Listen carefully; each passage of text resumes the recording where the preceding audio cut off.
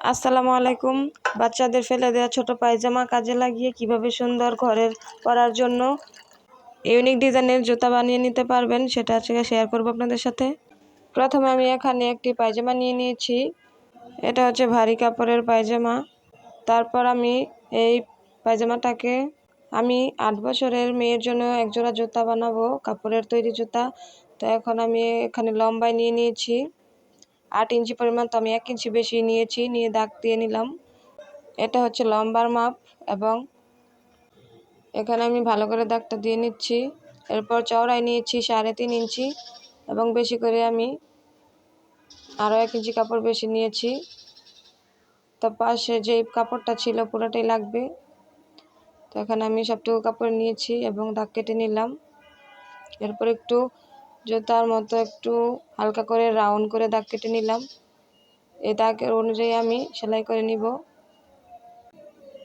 এরপর আমি দাগ অনুযায়ী কাটিং করে নিব। তো সাইডে একটু ভারী কাপড় ছিল, সেই কাপড়টাকে আমি কেটে ফেলে দিচ্ছি।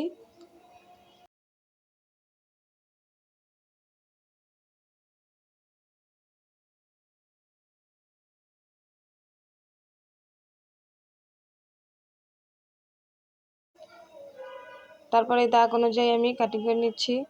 যেহেতু ভারী কাপড় তাই কাটতে একটু কষ্ট হচ্ছিল। সাবধানে এভাবে আপনারা কাটিং করে নেবেন এরকম কাপড় হলে। তো এভাবে আমি দাগের উপর থেকে কাটিং করে নিয়েছি।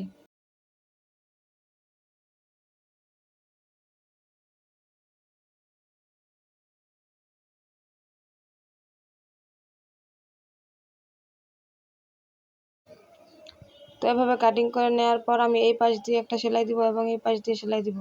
তো প্রথমে আমি দেখিয়ে দিচ্ছি আমি সেলাইটা কোন দিক দিয়ে দিচ্ছি।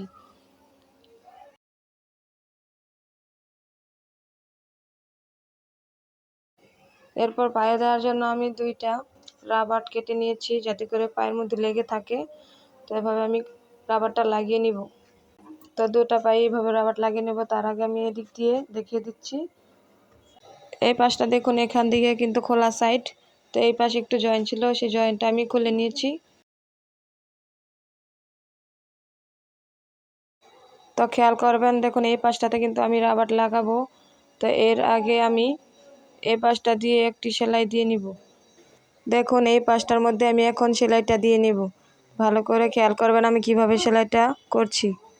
আমি এখানে সেলাইটা দিয়ে দিয়েছি। দেখুন সেলাইটা দেওয়ার পর আমি 2টা পায়ে এরকমভাবে সেলাই করে নিয়েছি। এরপরে আমি রাবার লাগিয়ে নিব পায়ের দিক দিয়ে। এর আগে আমি একটু কাপড় বাড়তি ছিল, তার জন্য আমি কাটিং করে নিচ্ছি। তো কাপড়টা আমি কাটিং করে নিচ্ছি। তো এটা কাটিং করার পর আমি রাবারটা এখন লাগিয়ে নিব।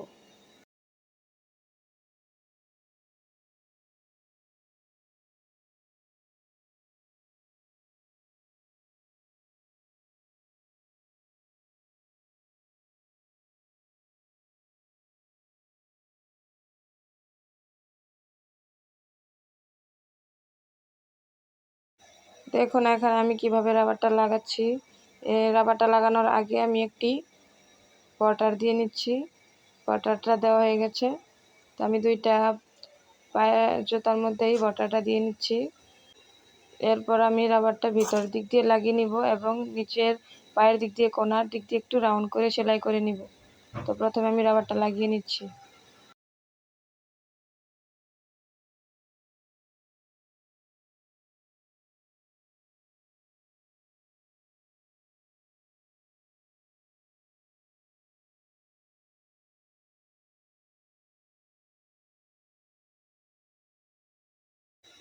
তো এইভাবে আমি 2টা পায়েরই রাবার লাগিয়ে নিয়েছি। তো এই পায়েরটাও আমি লাগিয়ে নিয়েছি। তারপরে আমি সম্পূর্ণ সেলাইটা দিয়ে নিব। এখন 2টা রাবার একসাথে করে আমি সেলাই করে নিব।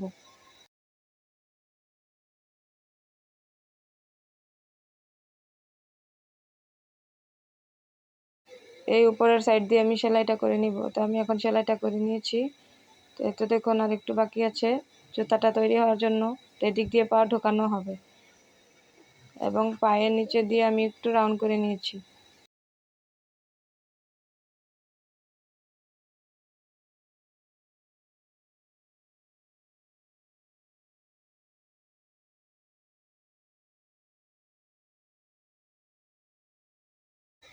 এখন এই পায়ের অংশের এদিক দিয়ে এভাবে করে সেলাইটা করে নিতে হবে।